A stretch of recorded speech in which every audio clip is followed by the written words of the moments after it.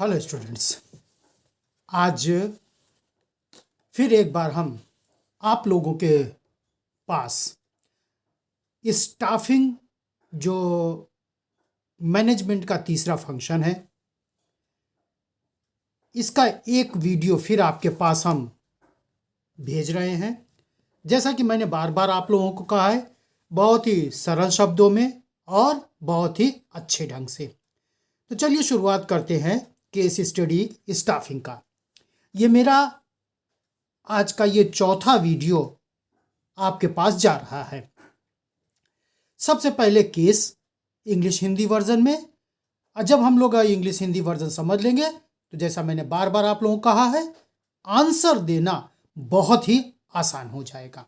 चलिए, Patanjali public school, Prayagraj, Uttar Pradesh has vacancy of PGT accountancy.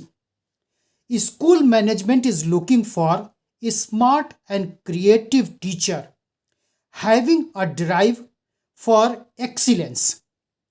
School advertise post in leading newspapers with details. School has received huge response. School management examined all applications and rejected the candidates who did not have necessary qualifications. Thereafter, a test is conducted to measure the existing skills of the candidates. After that, it is followed by a formal in-depth conversation with the principal of a school and expert of accountancy. ये तो हमारा case हो गया। अब इस case के base पर हमसे पूछा क्या जा रहा है। Point number A, explain the steps that have been performed by the Patanjali school in the process of identifying. Point number B, give the name and also the meaning of test which is conducted by the school. अब हम आप इस case को Hindi version भी समझ लें, जिससे कि आंसर देने में कहीं भी कोई दिक्कत ना हो। प्रयागराज में एक बहुत ही रेपुटेड स्कूल है, महर्षि पतंजलि पब्लिक स्कूल।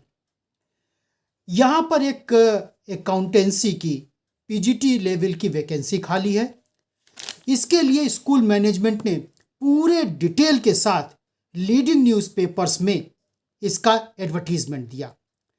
एडवर्टीजमेंट देखने के बाद बहुत लोगों ने इस पोस्ट के लिए अप्लाई किया।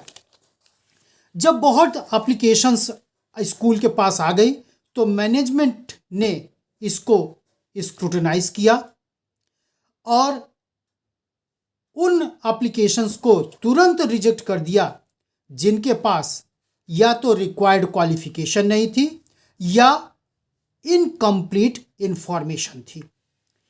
रिजेक्ट करने के बाद फिर जो भी एप्लीकेशंस बची, उन कैंडिडेट्स को स्कूल मैनेजमेंट ने एक मौका दिया रिटन एग्जामिनेशन का, कि आप लोग एक टेस्ट में जो कंडक्ट किया जा रहा है उस टेस्ट में आप अपनी स्किल्स को, फिर उसके बाद जो भी टेस्ट में क्वालिफाई हुए उनको मैनेजमेंट ने एक और मौका दिया प्रिंसिपल और अकाउंटेंसी सब्जेक्ट एक्सपर्ट्स के सामने अपने स्किल को प्रेजेंट करने का।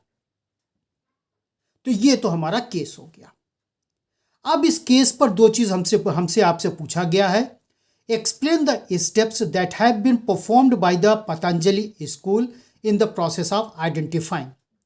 चूंकि हमारे वो आपके पास केस 100% समझ में आ गया है, तो सबसे पहले एक आंसर हम लोग देखें। स्टाफिंग में एक आंसर क्या होगा? इसका आंसर है the steps performed by the Patanjali Public School in the process of identifying and choosing the best candidate is point number 1, preliminary screening, जैसा कि स्कूल के मैनेजमेंट ने किया है। पॉइंट नंबर 2, सिलेक्शन टेस्ट, क्योंकि अभी आप लोगों ने देखा मैनेजमेंट ने एक टेस्ट भी कंडक्ट किया था। Point number 3, employment interview. अभी आप लोगों ने भी देखा कि प्रिंसिपल के सामने और अकाउंटेंसी सब्जेक्ट एक्सपर्ट के सामने कैंडिडेट को लाया गया। तो ये 3 स्टेप तो किया गया, प्रिलिमिनरी स्क्रीनिंग और सिलेक्शन टेस्ट और एम्प्लॉयमेंट इंटरव्यू। तो पॉइंट नंबर ए का आंसर तो हमको आपको मिल गया। अब पॉइंट नंबर बी क्या है?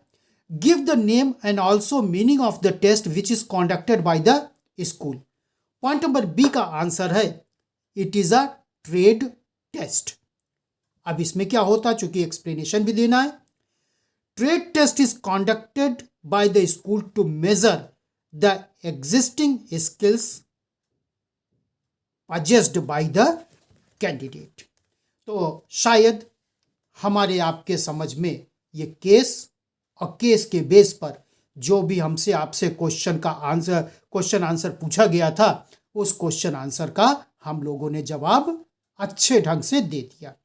मैं फिर आप लोगों से कहूँगा, ऐसे केस स्टडी का आंसर हम आप तभी दे सकते हैं जब चैप्टर को हम लोगों ने बहुत अच्छे ढंग से समझा है और पढ़ा है। फिर उसके बाद जो भी केस की लैंग्वेज है, उस केस की लैंग्वेज को अच्छे ढंग से समझ जाएं। जब इतना हम लोग कर लेंगे तो चाहे जो भी इसके बेस पर हमसे लोगों से क्वेश्चन पूछा जाएगा, उसका आंसर देने में हमको लोग को जरा भी तकलीफ या दिक्कत नहीं होगी। Thank you students. और जहां तक मेरा मानना है, ये भी केस आपके समझ में आ गया है। Thank you students.